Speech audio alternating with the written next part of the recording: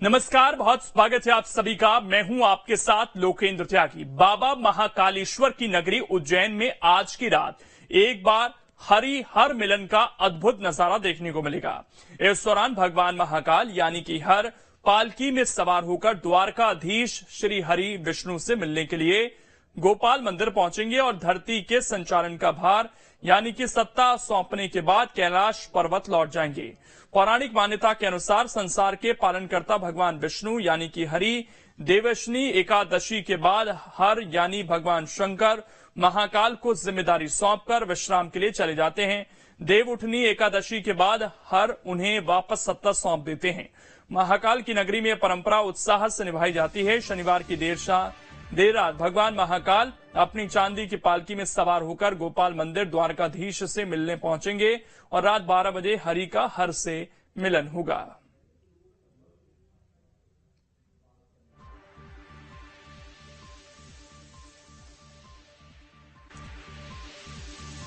तो देखिए, महाकाल पालकी में सवार होकर गोपाल मंदिर पहुंचते हैं। इस पूरी परंपरा के बारे में आपको बताते हैं। मंदिर में द्वारकाधीश श्री हरि विष्णु से महाकाल की मुलाकात होती है। भगवान विष्णु और बाबा महाकाल के पंडित पुजारी पूरी पृथ्वी का लेखा जोखा देते हैं। उसके बाद भगवान विष्णु की तुलसी की माला भगवान शिव को पहना दी जाती है। भगवान महाकाल की बेलपत्र की माला भगवान विष्णु को अर्पित की जाती है। भगवान शिव कैलाश पर्वत पर सृष्टि का भार भगवान विष्णु को सौंपकर चले जाते हैं। इसके बाद भगवान विष्णु इस पृथ्वी का भार संभालते हैं। देवउठनी 11 से लेकर देवशनी 11 तक सत्ता विष्णु जी के हाथ में ही रहती है। पूजन के बाद श्री महाकालेश्वर की सवारी श्री महाकालेश्वर मंदिर वापस आ जाती है। भगवान महाकाल की पालकी का आतिशबाजी कर भव्य स्वागत भी होता है। इस दौरान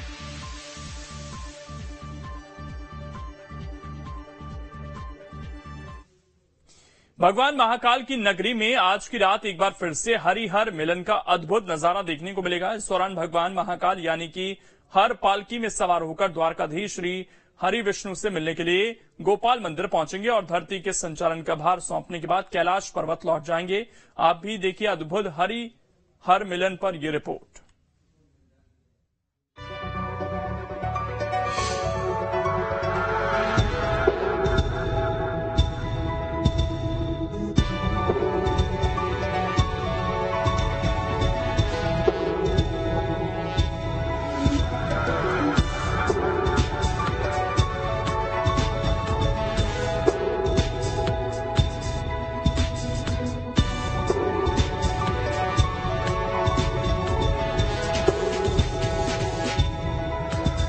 महाकाल की नगरी पौराणिक परंपराओं, पूजा त्योहार की नगरी, जहां महाकाल से जुड़ी कई कथाएं और किंवदंतियां हैं।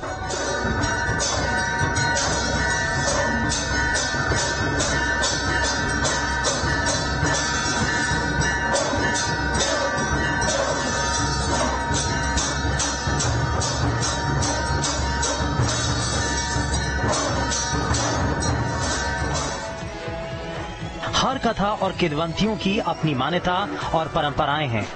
उन्हीं परंपराओं में से एक है हरि हर मिलन की परंपरा। जानकारों की माने तो ये परंपरा करीब 200 साल से अधिक वक्त से यहाँ मनाई जाती है, जब से इंदौर में गोपाल मंदिर का निर्माण हुआ है। कहते हैं उज्जैन में हरि हर मिलन समारोह का आयोजन लगभग 200 वर्ष पहले गोपाल मंदिर के निर्माण के बाद शुरू हुआ था।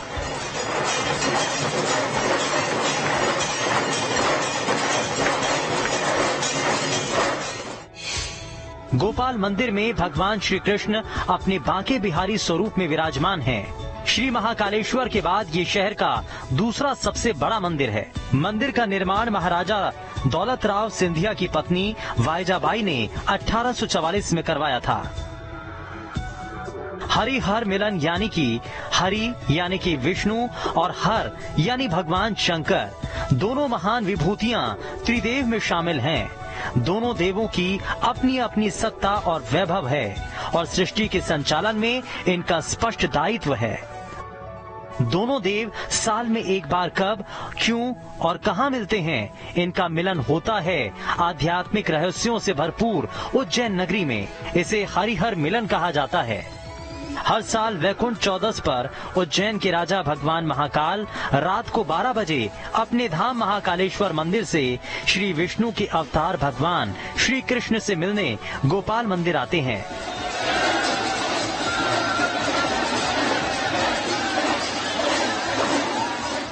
इसके बाद सुबह 4 बजे महाकाल की भस्म आरती के समय भगवान श्री कृष्ण शोभा यात्रा के साथ श्री महाकालेश्वर से मिलने उनके स्थान पर जाते हैं। इस मिलन को हरिहर मिलन कहते हैं।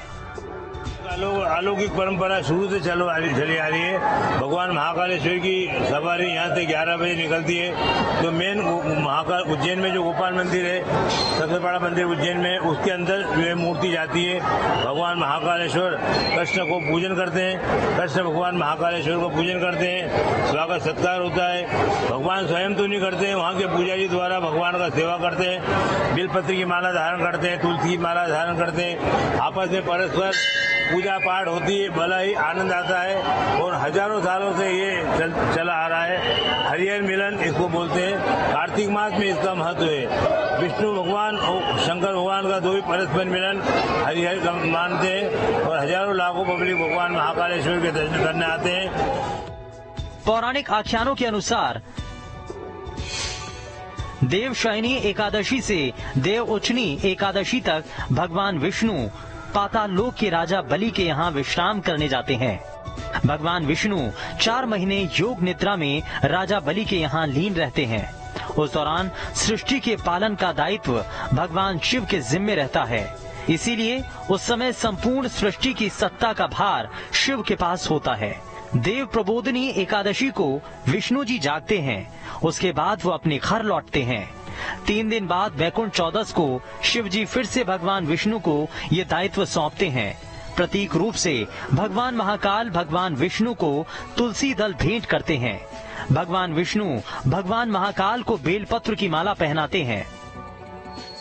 महाकाल मंदिर की अपनी परंपरा है और उस परंपरा के तहत हरिहर भेंट होती है। हरिहर भेंट का एक तात्पर्य ये है कि भगवान शिव और हरि का दोनों का मिलन, दोनों ही सृष्टि की रचना करते हैं और सृष्टि को चलाते हैं, इसलिए दोनों का मिलन।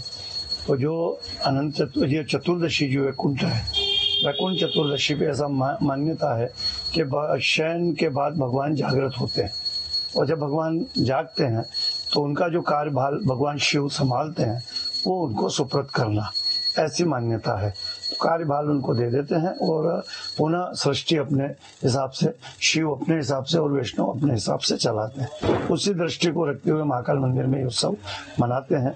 महाकाल मंदिर से सवारी भगवान शिव की गोपाल मंदिर जाती है, वहाँ दोनों का हरिहर का भेंट होता है, आदान प्रदान होता है, बेलपत्र का और तुलसी की माला का आदान प्रदान होता है और पुनः महाकाल की सवारी महाकाल आती है और भस्म आरती में फिर इसी प्रकार का क्रम दोहराया जाता है। कृष्ण होते हैं, उनको बिठाया जाता है और भगवान महाकाल का आमना सामना दोनों का किया जाता है और भस्म आरती कर जाती है। ये एक परंपरा है। हरिहर मिलन की प्रक्रिया सिर्फ गोपाल मंदिर में आयोजित नहीं की जाती है। रात में जैसे राजाओं के राजा बाबा महाकाल अपनी शाही सवारी के साथ गोपाल मंदिर में जाकर भगवान विष्णु से मिलन करते हैं, उसी तरह सुबह के वक्त गोपाल मंदिर से भगवान विष्णु बाबा महाकाल के साथ महाकाल के दरबार में पहुंचते हैं, जहां यही प्रक्रिया भस्म आरती के दौरान दोहराई जाती है। वैकुंठ चतुर्दशी नाम का पर्व होता है उज्जैन में। उसका बहुत ज्यादा महत्व, क्योंकि महाकालेश्वर ज्योतिर्लिंग है, तो एकमात्र ऐसे शिव है कि जिनका यहाँ महत्वपूर्ण स्थान है। तो यहाँ से नियम हमेशा से ये रहा है कि महाकालेश्वर की सवारी गोपाल मंदिर जाती है और फिर गोपाल जी की सवारी यहाँ महाकाल में आती है। लेकिन असल में क्या है कि महाकाल की सवारी तो आज भी जाती है, लेकिन आजादी के बाद से स्टेट ने अपने यहाँ की सवारी को भेजना बंद कर दिया, तो वो व्यवस्थित नहीं रहा। इसलिए महाकाल मंदिर में ही कुछ दिन तो हमारे यहाँ से विष्णु जी की मूर्ति सुबह भस्म आरती के समय जाती थी और वहाँ उनका पूजन साथ में किया जाता था। विष्णु जी को तो बिलपत्र की माला पहनाई जाती थी और विष्णु जी की तरफ से शंकर जी को तुलसी की माला धारण कराई जाती थी। ये एक पुरानी परंपरा थी, तो आज भी उसका निर्वाह होता है। तो अब ऐसा हो गया कि वो महाकाल मंदिर में ही अपने विष्णु जी की प्रतिमा है वही ले जा करके भस्म आरती के समय रख देते हैं और उनकी दोनों की पूजन साथ में होती है, भोग साथ में लगाया जाता है। ये तो इसका लोकार्थ हुआ, लेकिन सनातन धर्म के पर्वों के पीछे एक बहुत सूक्ष्म और सुविचारित अवधारणा होती है।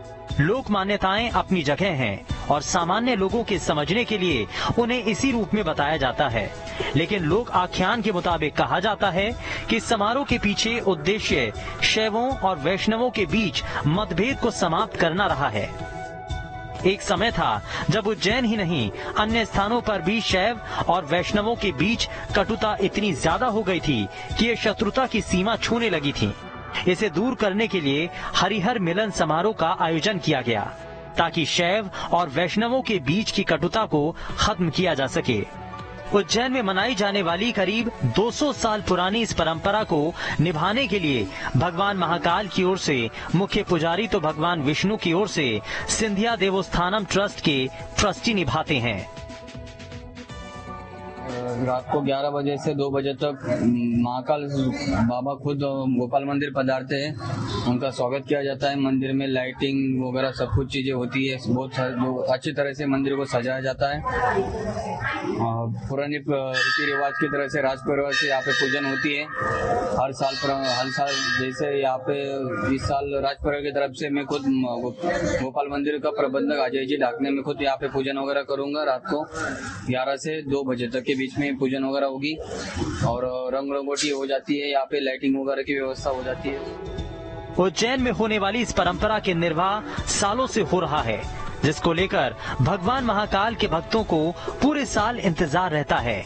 वो इस एक रात को उत्सव की तरह मनाते हैं।